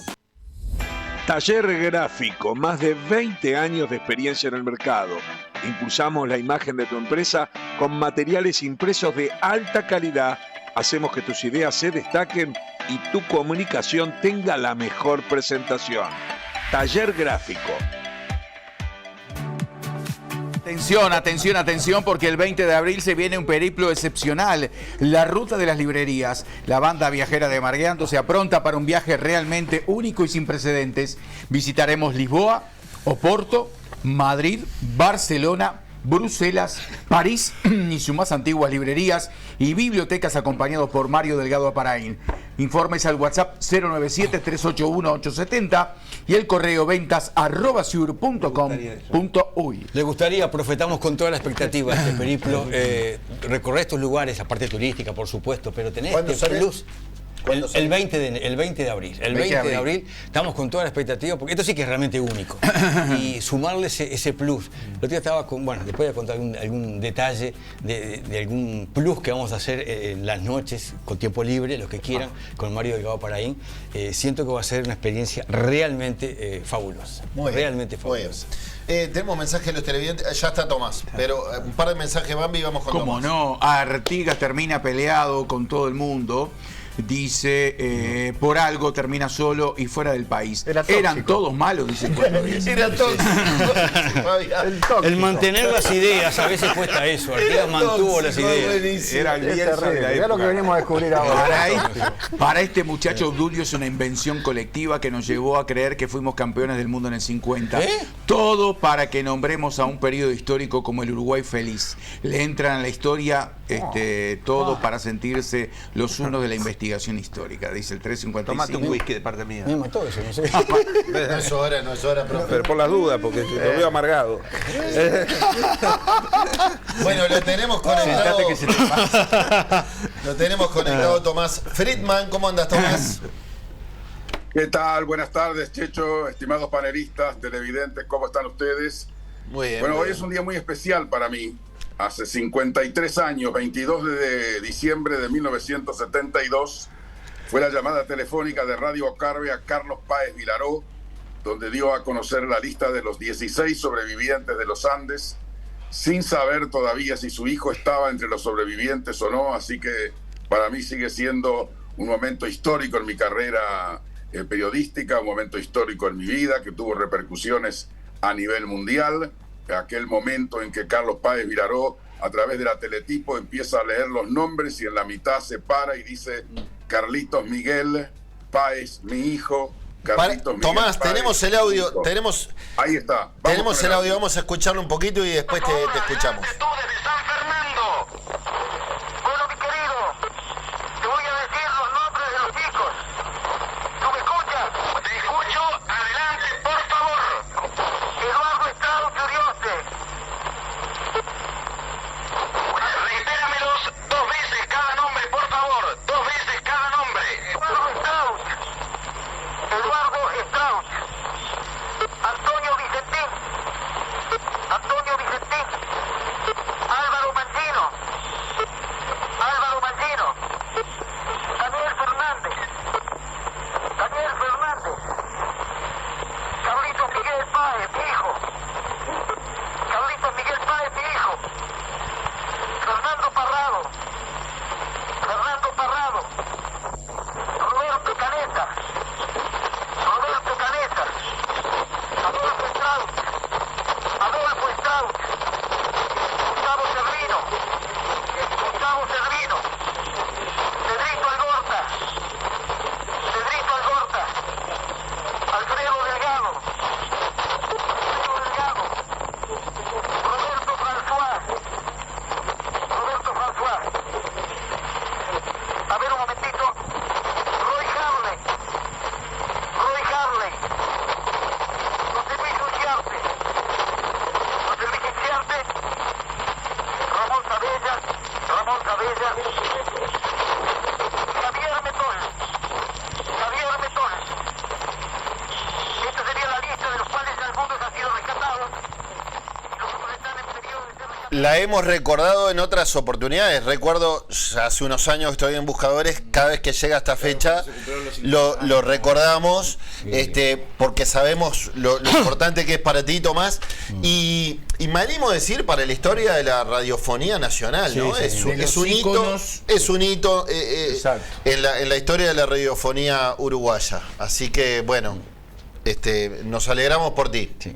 Fíjate que yo era muy joven, 22 años, y lo que es uno, estaba temblando la responsabilidad, y cuando empieza a leer la lista, Carlos Páez Vilaró, se me ocurre decirlo, repetí cada nombre 2 veces, por favor, ¿no? Porque era realmente impresionante saber quiénes eran los 16 sobrevivientes, y después de eso tuve que armar a mano la lista de quiénes eran los que se quedaron para siempre en la cordillera, para poder dar la lista de los sobrevivientes y la lista de los que para siempre se quedaron allí en la cordillera de los Andes. Después tuve el privilegio de ser invitado a participar en la película La Sociedad de la Nieve, donde Carlitos Páez Vilaró hace de su padre y yo revivo la llamada y hago de Tomás Friedman, una película que vieron 100 millones de televidentes, y ahora esta llamada el año próximo va a ver si se incorpora al libro Guinness de los récords mundiales, porque no hay antecedentes que una llamada periodística haya sido escuchada por 100 millones de personas. Así que bueno... Tampoco te hagas el actor, Tomás, Tampoco digas ahora que sos actor, porque... No, no soy actor, soy comunicador, por suerte. Está muy bien, está muy bien.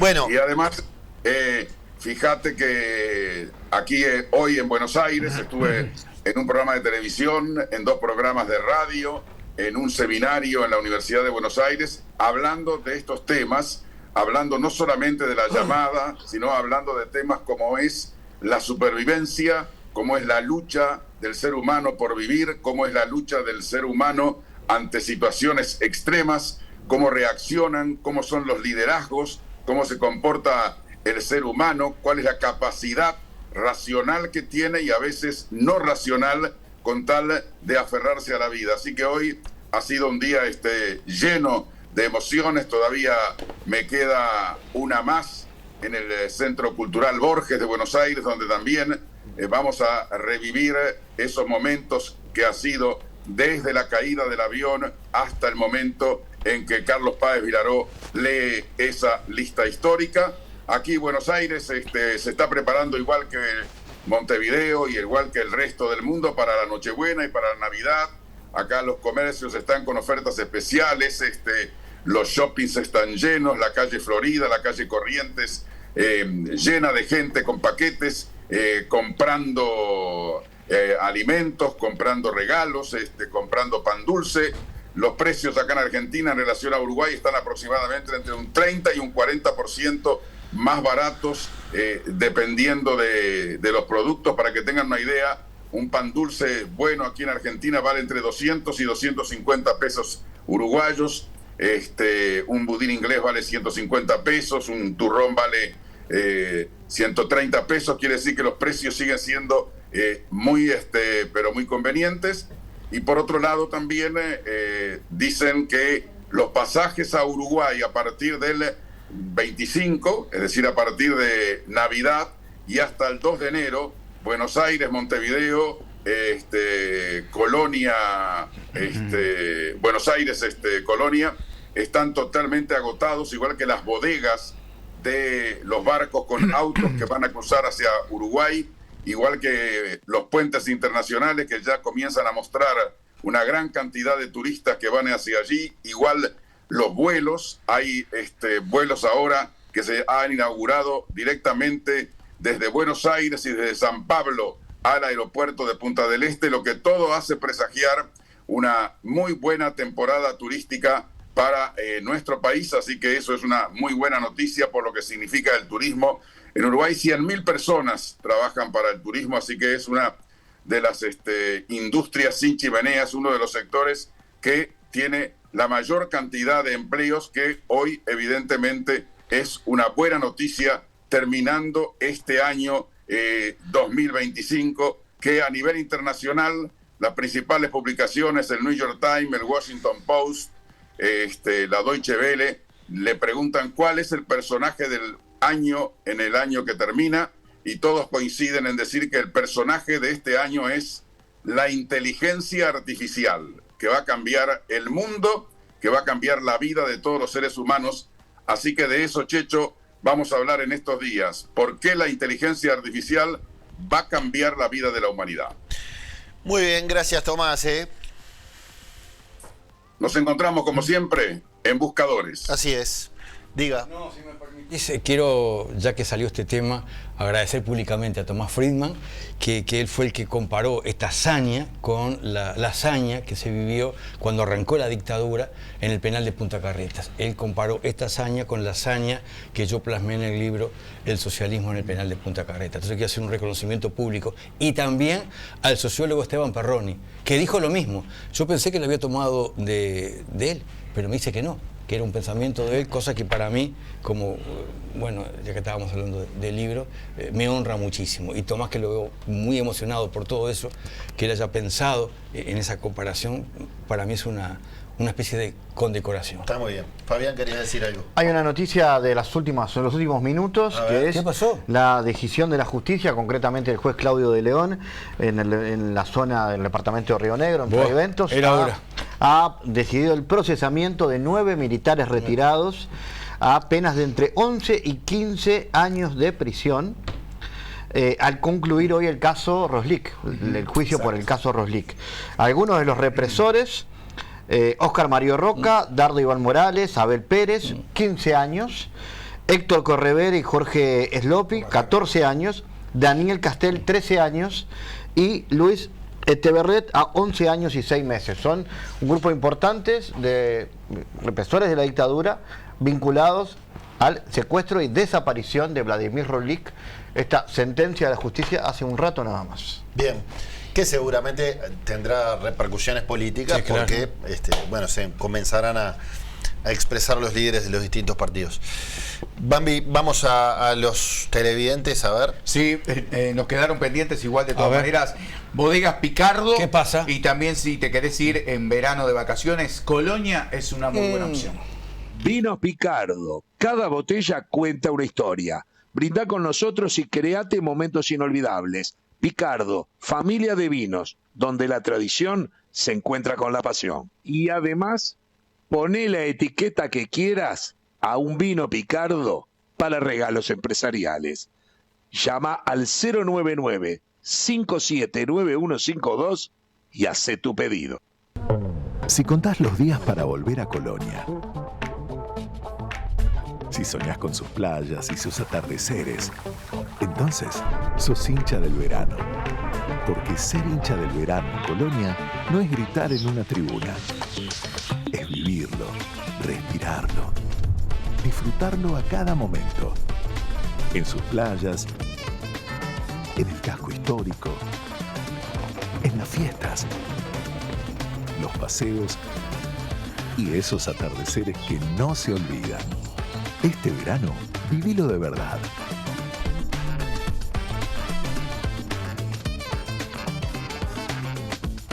Verano en Colonia. Todo el departamento te espera.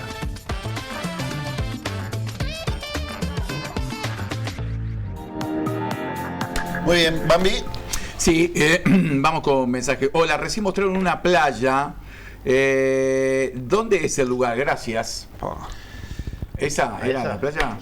Cuchilla Alta, nos dicen por la cucaracha. El lugar precioso. Donde está el chorro. Donde emana agua. Que no es ladri, sino... Sí, no, es el delincuente. No, son chorros buenos. Exactamente.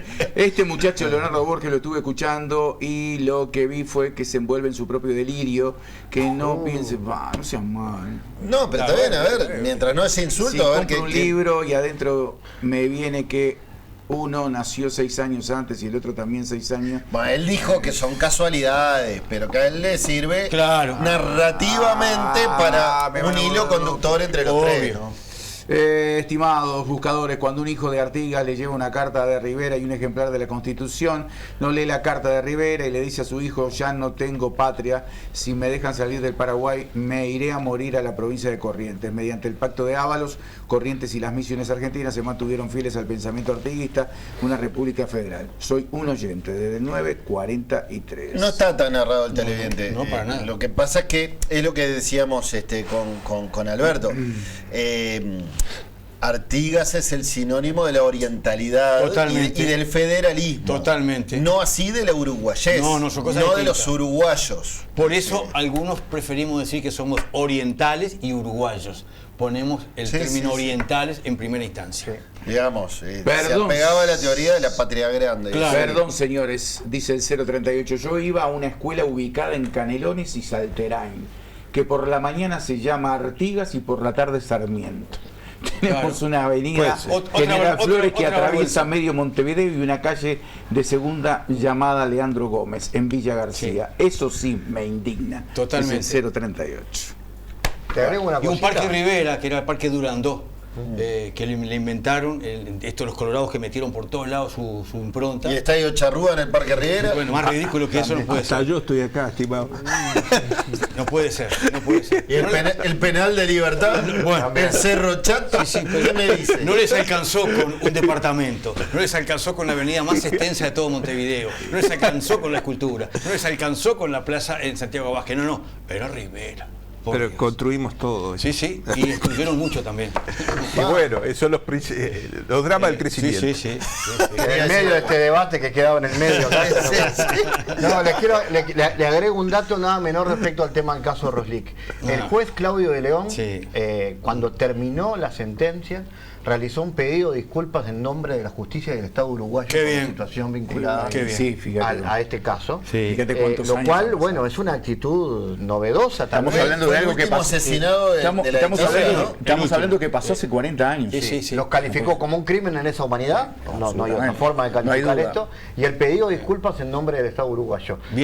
Un hecho novedoso, valiente para un juez, en este caso como Claudio de León, que no tenía por qué hacerlo, digamos, sus valores, conozco además sus valores vinculado a esto, su respeto estricto a los derechos humanos, y bueno, por supuesto quería destacar la actitud de Claudio. Y valiente su mujer, la mujer de Roslik, yo la recuerdo solita, pobrecita, llegando a la capital, nadie le daba pelota, intentando contar la situación de su marido. Y recuerdo, ya lo he contado alguna vez, en el entierro, yo fui con Germán Araujo.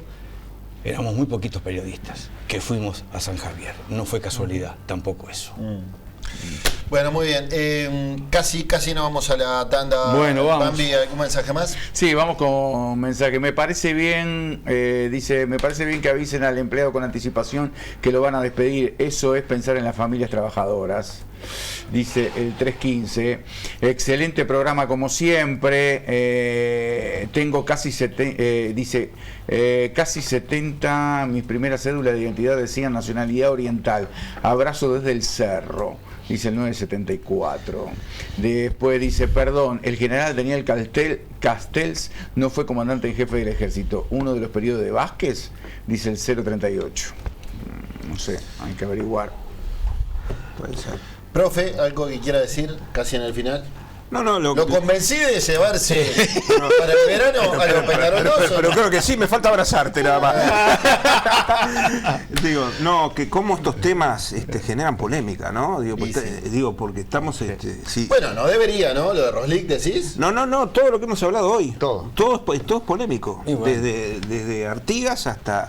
pasando por el Pepe Mujica, terminando ahora con el caso de... Sí, en el caso del libro son tres personas que no reunían unanimidad. Claro, pero que marcaron la identidad. Totalmente. Yo creo que sobre todo a Jair Ordóñez, los tres. Lo que él dice es que en la época dividió aguas, pero conforme el paso del tiempo fue ganando simpatías. Conforme el paso del tiempo. Digo, por eso. Yo he leído si lo miramos desde hoy, del herrerismo, hablando de Valle Ordóñez, el desprecio. No tengo duda, no me llama la atención tampoco, pero digo, desde el hoy, me parece que quizás te diría que más ha impregnado. Coincido plenamente. Hasta con el peso del Estado, lo laico, por un montón de cosas. Totalmente. Bien, nos vamos a la pausa. Bueno, ya venimos a cerrar Buscadores. Totalmente. Buscadores de noticias, buscadores de ilusión, buscadores de la vida, buscadores con pasión. Si nos llaman buscadores, lo aceptamos con honor. Somos bucas uruguayos, nuestro orgullo es para vos.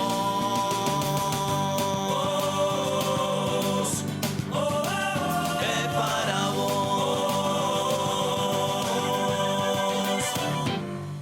Buscadores de noticias, buscadores de... Muy bien, instantes finales de Buscadores. Vamos a ver la encuesta que opinaron ustedes en redes sociales. Les preguntamos en estos días... Bueno, atención, una vez más gané.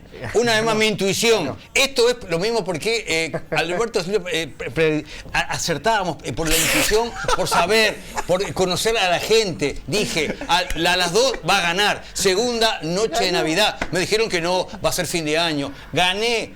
¿Por qué gané? Simplemente porque intuí pero lo pará, que te piensa. Si ganó la pero ¿qué estás mirando?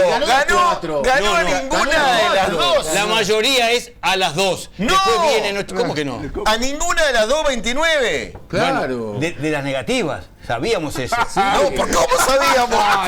Vos lo anunciaste, Nacho, vos lo anunciaste. Vos con tu optimismo dijiste. Yo dije, vos con tu la mayoría decía ninguna de las dos. No, gané yo. Yo con los profetas de la derrota ni convivo. Yo te dije en torno a lo que era pero la mayoría, el 70%, Alberto Zapata. El 71% apoyó a lo positivo. El 29%, como pasa siempre en Uruguay. Pero de las 4 opciones, la que tuvo más es. Poneme de nuevo la cuenta. Vamos de vuelta. A ninguna de las dos. En las positivas, que son las que pesan, la que está primero es a las 2. Después Nochebuena y Navidad. En las otras 3 en a los las 2. amargos, que lamentablemente existen. Son más, mira. Son yo no hubiera votado en ese 29, ¿no? Bueno. A mí, si yo hubiera votado, ¿alguien hubiera votado? No, yo voté la 1. Yo votaría la 2. Yo voté la 1. Yo la 2. Yo que no soy creyente, la 2. Fin de año, año nuevo. Yo voté la 3. Entiendo que los cristianos, los creyentes, yo voté la 3. Yo voté la 3, pero intuí que la 1 iba a tener muy buena predicamento entre la gente. Pero ganó la 4. Ganó según como lo mires. La amargura. Si la mayoría, el 71%, ganó, que participa. Sí. Con ley de lema sí, Hay un grupo por separado, un grupo importante que le da lo mismo. Armaste una coalición. No fuimos, sí, armó una coalición. Claro. Alberto Zapata. Nos vamos.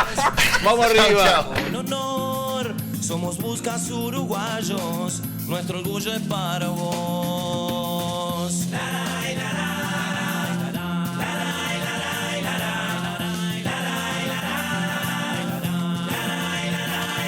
Buscadores de noticias, buscadores de ilusión, buscadores de la vida.